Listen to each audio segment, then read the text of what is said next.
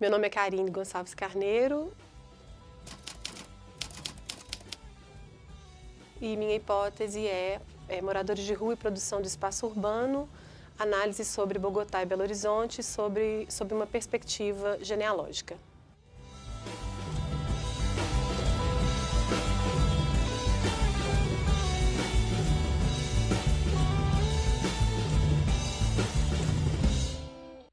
Antes de você, então, desenvolver o tema da sua tese, eu penso que é interessante você dizer da sua formação, não é? Quer dizer, o seu olhar de pesquisadora se fez com uma formação dupla. Sim. É importante você mencionar. Eu sou arquiteta e urbanista, né, formada pela Universidade Federal de Minas Gerais, pela Escola de Arquitetura. E a curiosidade sobre a produção do espaço, que é que eu vou tratar de fato, né, na tese de uma maneira mais aprofundada, ela veio de uma angústia, no final das contas, ao longo do próprio curso de Arquitetura e Urbanismo, por ter participado de uma matriz curricular que o foco se dava no próprio objeto arquitetônico, nas edificações, nos edifícios. E a pergunta que eu sempre me fazia era não só ir à cidade, para além da arquitetura, mas também para quem são feitas essas arquiteturas da cidade, né? Essa produção oficial do espaço pelos profissionais.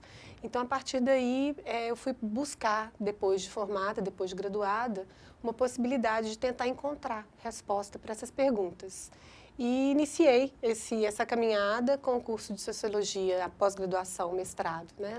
na FAFISH, na Sociologia, e, em seguida, aqui na PUC mesmo, no programa de pós-graduação em Ciências Sociais, que me trouxe aí a possibilidade de desenvolver esse tema para poder relacionar essa produção do espaço formal da cidade, né, considerada formal, e outras formas de produção do espaço que, no caso especificamente da tese, é sobre o espaço produzido pelos moradores de rua, no cotidiano das suas atividades. Bom, mas além disso tem também uma motivação teórica, né? Quer dizer, você lançou mão de conceitos, de Sim. abordagens já consolidadas para fazer uma investigação.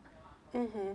Você poderia Sim. falar um pouco de quais foram essas fontes, esses embasamentos? Há um tempo já havia começado a me aproximar bastante da leitura de Foucault, né, de Michel Foucault, e muito seduzida pelas formas como as relações de poder e saber são colocadas por ele através de uma analítica que ele vai tecendo ali, né, a analítica de poder e saber Foucaultiano, para mostrar e para poder evidenciar a multiplicidade dos saberes, né? Então, é muito menos a legitimação ou a imputação de uma verdade para as coisas e mais a pluralidade dos saberes, entendendo que não só o profissional, o acadêmico, o cientista pode contribuir para a formação dessas verdades, né? Então, os sujeitos que ele chama de ordinários, comuns, os saberes sujeitados, eles também são saberes. Há muito tempo eu já vinha tentando, a partir das leituras de Foucault, compreender como é que eu poderia levar para o próprio planejamento urbano, para o planejamento urbano crítico e para os processos de produção do espaço da cidade, os pensamentos relacionados a isso, essa contribuição que eu achava muito possível de ser feita e que traria mais complexidade para o entendimento dessas disputas e conflitos territoriais que existem nas cidades. E quando a gente sempre anda por aí, a gente carrega o olho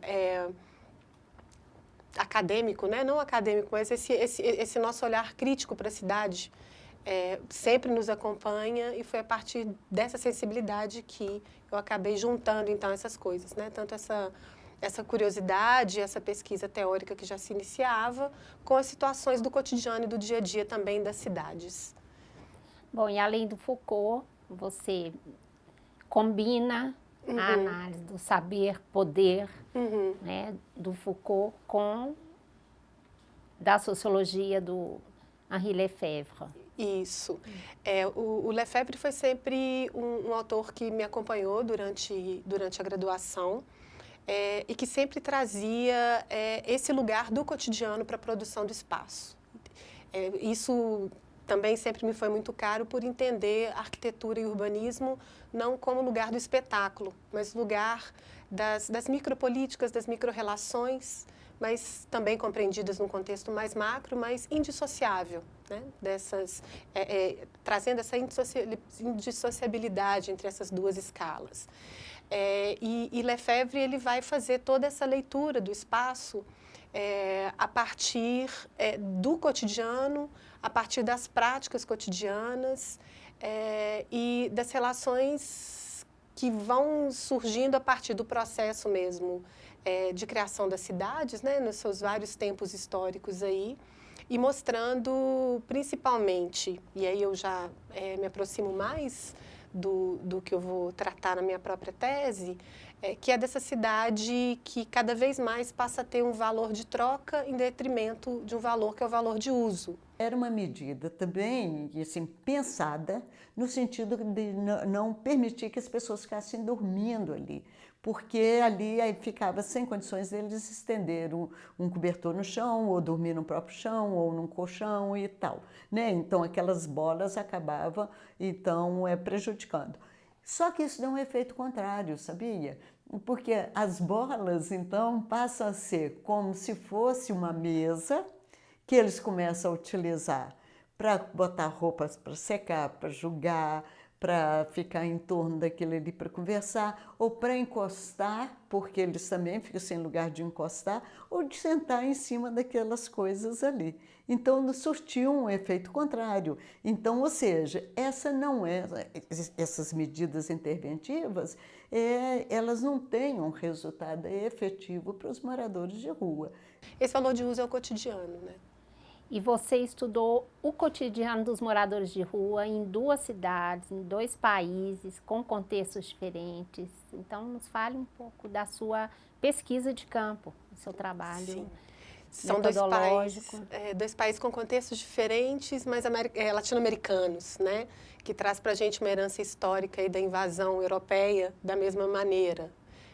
E da implementação dos vários processos, né, colonizadores, depois os processos desenvolvimentistas e, na contemporaneidade, na nossa atualidade, os processos de expansão neoliberal, que para a cidade trazem majoritariamente esse aspecto da financiarização dos espaços urbanos e dos espaços públicos também, né? A terra se torna commodity, os espaços públicos eles começam a ser privatizados. Então, se por um lado Belo Horizonte e Bogotá têm diferenças, que são diferenças culturais, de herança histórica, tradicional, Bogotá principalmente sofreu um inchaço populacional muito grande em função dos conflitos colombianos pelos desplaçamentos, que são as remoções forçadas, que nós não sofremos por esse motivo essa expansão populacional, mas também a sofremos a partir do êxodo, né, e da migração. Então, apesar dessas distinções, os pontos em comuns também foram muitos, né? E tanto vinculados às próprias políticas públicas, apesar de existirem diferenças entre elas para a população em situação de rua, como nós chamamos, ou para os habitantes de CAI, mas muitas semelhanças nesse processo de produção do espaço num cenário neoliberal. E como que o morador de rua produz espaço na cidade? Através dessas atividades cotidianas mesmo, né? O espaço é o lugar da vivência, da sobrevivência, da criação de vínculos, é o lugar do trabalho, é o lugar das relações sociais. A cidade é o cenário de todas aquelas dimensões que compõem a vida de qualquer pessoa. Então, esse reforço era visto em várias das falas, das conversas e dos momentos que eu pude trocar, aprender e trabalhar com eles, tanto em Belo Horizonte como em Bogotá. E essa produção se dá na espacialização mesmo desse cotidiano, né? A forma como a moradia se estrutura de uma maneira intermitente, né? Pensando que durante o dia, muitas vezes, eles estão desenvolvendo alguma atividade de trabalho e à noite eles têm que se proteger, mas Bogotá tem um clima mais frio, então essa proteção ela vai se dar a partir de ferramentas que contêm aí esse risco às intempéries distintos de Belo Horizonte.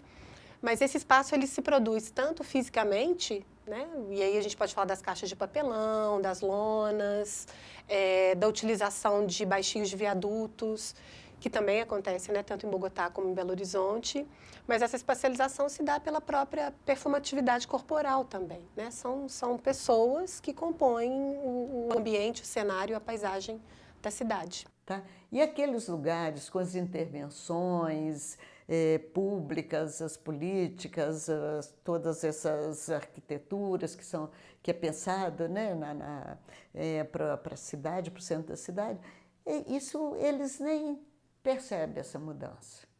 Eles ficam ali observando e depois eles se organizam de acordo com aquelas transformações. É interessante que você fale do seu trabalho de pesquisa. Quer dizer, no campo, como você interagiu com essas pessoas, como você coletou as informações que você analisou. Sim. O que é um trabalho etnográfico com moradores de rua? Bom, acho que primeiro é importante falar um pouquinho sobre a própria etnografia, entendendo que ela pode ter aí uma pluralidade de possibilidades, né? Várias etnografias possíveis, mas que teve um norte a partir de uma antropóloga francesa, que é a Favre Saada, que fala basicamente da importância de afetar e ser afetado, né? De ser pego por aquele momento do campo, que eu entendo e percebo que é, na verdade, a possibilidade de uma construção conjunta de conhecimento. Então, é um encontro. Há necessidade do acontecimento do encontro, um encontro que quebra essa cisão entre pesquisador e aquilo que é chamado de objeto de pesquisa, e que esse compartilhamento seja a possibilidade de atingir um conhecimento, né? Um conhecimento que não vai ser único do pesquisador, mas que, obviamente, ele vai ser compartilhado nesses momentos de encontro. E o afetar e ser afetado, que é falado também por Gilles Deleuze a partir de uma aula sobre Spinoza, e que só vai reforçar essa postura etnográfica. Então, é uma postura etnográfica do encontro, do compartilhamento, do cotidiano, que já falei um pouquinho sobre as questões do cotidiano, e que me possibilitaram chegar e levantar toda essa história, essa trajetória que fez parte da pesquisa. Mas, objetivamente, né, em termos de atividades metodológicas, o primeiro desafio, principalmente em Bogotá, era poder chegar até essas pessoas que têm na cidade o seu modo de vida, né, o seu cotidiano. E, para isso, eu entrei em contato tanto com a Prefeitura de Bogotá, através da Secretaria de Integração Social, e também de grupos que prestam trabalhos de assistência durante tanto períodos diurnos, noturnos, mas eminentemente durante a noite.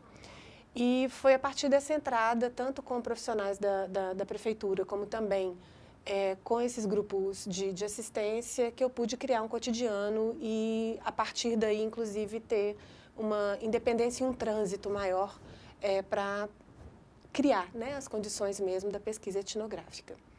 E em Belo Horizonte, por ser minha cidade de nascimento, né, e por viver em Belo Horizonte, eu já tive, por um lado, um pouco mais de facilidade por conhecer algumas pessoas que já desenvolviam trabalhos com os moradores de rua, mas, por outro, dificuldades para conseguir uma entrada oficial, né, vou chamar de oficial, via prefeitura em função de toda a burocracia, de papeladas. Então, isso dificultou um pouco uma exploração do cotidiano dos moradores de rua no âmbito dos equipamentos urbanos.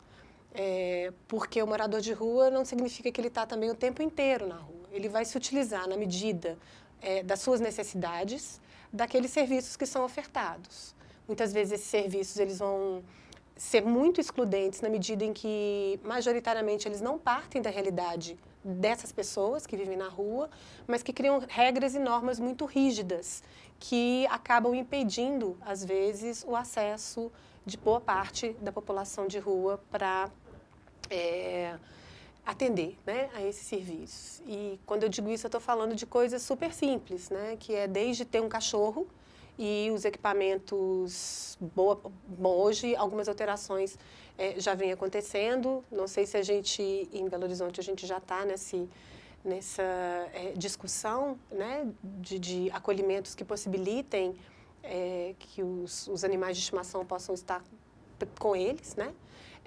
Como também de casais que estão namorando, que têm as suas relações amorosas, afetivo-amorosas na rua, e os equipamentos, em alguns momentos, eles são especializados, ou eles são para homens, ou eles são para mulheres. E eles vão preferir namorar e dormir juntos do que se separar nesse momento também da noite, noturno, né? A prefeitura tem algumas, não só a prefeitura, a Caritas e outras ONGs também, a Pastoral e tal, tem albergues que as pessoas podem chegar até 8 horas da noite, sair 6 horas da madrugada, né? Tem os centros de acolhimento, também tem alguns centros de acolhimento também que funcionam no horário comercial, e tem também as outras repúblicas, também outros lugares que acolhem os moradores de rua. Porém, esse acolhimento é totalmente insuficiente. Por quê?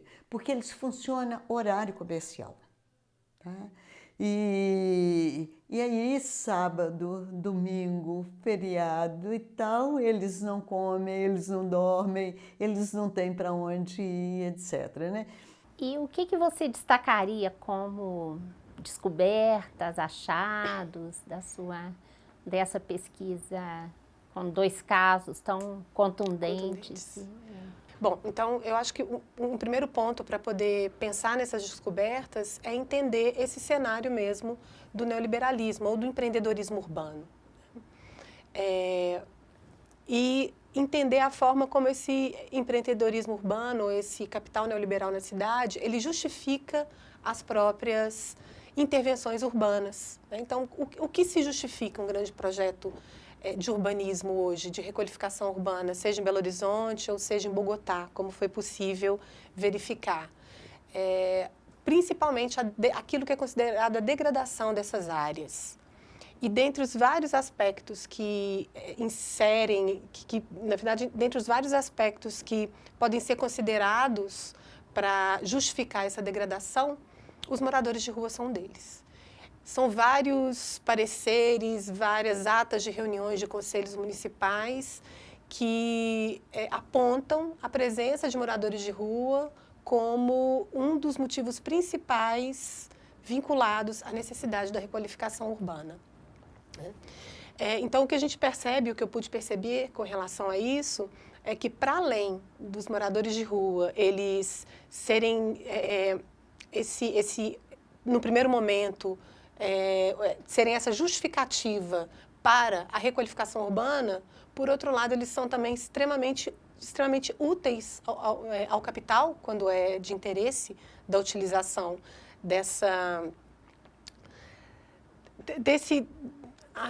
agora fugiu. Esse processo é uma dinâmica eu acho que, por um lado, ele é do interesse do capital para poder justificar a degradação do espaço, mas também de uma utilidade muito grande na medida em que eles apontam para condições de insegurança. Né? O que justificaria todo o investimento público, uma mobilização de recursos para requalificar áreas, para valorizar aquela terra urbana, aí já não com a presença dessa população, é isso? Sim, eu acho que inicialmente a própria desvalorização para que o preço da terra baixe, as pessoas possam então, os investidores, né, possam comprar essa terra a baixos preços, em seguida o processo de requalificação, quanto a partir do aporte de recursos, muitas vezes do próprio poder público, mas também de empresas, né, vinculadas ao ramo da construção civil e do mercado imobiliário, esse investimento ele duplica, triplica, enfim, o valor da terra aumenta muitíssimo. E você traz na sua tese evidências desses processos. Eu acho que está documentado, você relata essas situações. Sim, em Bogotá eu acho que é interessante mencionar 2 casos, que é um conhecido Parque Terceiro Milênio, que na década de 90 ele foi construído a partir da demolição de um bairro considerado uma grande área de venda de drogas, de permanência de moradores de rua, mas que era uma dos lados, uma das facetas desse bairro, né? Ele, na verdade, ele trazia também ali os convívios e as vivências da cidade, como em qualquer outro bairro, qualquer outra região. Mas com o discurso da degradação, com o discurso da insegurança, com o discurso da alta presença de moradores de rua, esse bairro ele foi praticamente destruído, que é o bairro de Santa Fé, para a construção do Parque Terceiro Milênio. A partir da demolição do Parque Terceiro Milênio, obviamente, a grande parte daquelas pessoas que estavam ali, elas não foram acolhidas pelas políticas públicas. Elas acabaram se espalhando pelo restante da cidade, em várias áreas também estrategicamente possíveis e viáveis para que eles pudessem sobreviver, né? Eu estou falando majoritariamente dos moradores de rua, que se dispersaram nesse tecido urbano. E hoje o que a gente percebe, né, em 2014, 2015, que foi a época que eu desenvolvi minha pesquisa, que são exatamente essas novas áreas para as quais eles foram, que também foram deixadas degradar, que também não sofreram investimento público durante essa época, né, da década de 90 até agora, 2014, 2015, e que estão sendo alvo novamente de requalificação urbana. Então, é quase como se houvesse aí uma lógica de cheguem aqui, a gente vai vincular isso a uma imagem de degradação, o preço da terra vai baixar, faremos a requalificação urbana, eles vão ter que sair em função, né, dessa prática urbanística, e esse movimento vai acontecendo sucessivamente em outras partes da cidade, em outros tempos. Ou seja, a produção da cidade continua com essa dinâmica Sim. econômica, social e política. E política. E pensando, inclusive, na próprio aporte e contribuição do Foucault, né, para análise dessa dinâmica de desreterritorialização constante dessa população de rua, né, desses moradores de rua.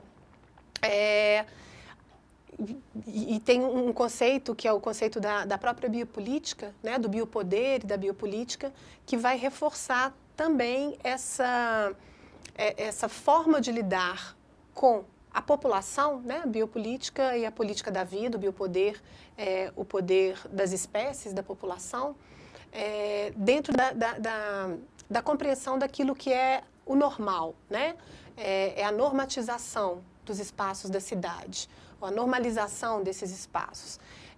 E Foucault vai trazer isso a partir da compreensão de que as políticas públicas vão trabalhar dentro de curvas de normalidade. Não existe uma política para acabar com os moradores de rua, mesmo porque eles são produto da própria cidade. Desde que há cidades, há mais de 10 mil anos, né, há pessoas que têm na rua a sua subsistência e o seu modo de vida. Mas o que vai se controlar são aqueles níveis ou aqueles índices considerados normais. Então, o grande problema é quando essa curva, né, ela se acentua demais, né, mas ela tem ali algo que é considerado normal, né, aquele que pode ser aceito. Então, também há uma coincidência desses momentos onde há a extrapolação desse número e a atuação das políticas urbanas.